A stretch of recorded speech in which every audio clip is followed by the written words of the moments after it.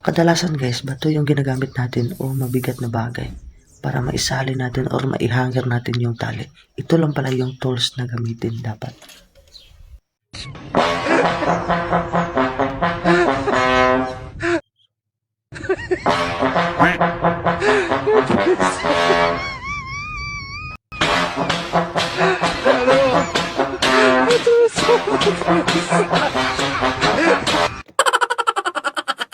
Napakaayos tong idea na to guys sa may mga lababo na ganito. Dahil pinutol niya yung plastic bottle ng paganyan. Magitan lang ng plastic bottle, meron ka ng salaan sa inyong lababo.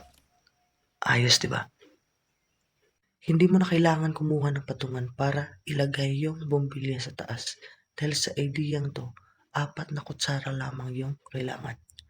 Galing. Tingnan nyo guys, tinidor lamang yung ginamit para maiayos yung pagtali ng wire. Nice idea.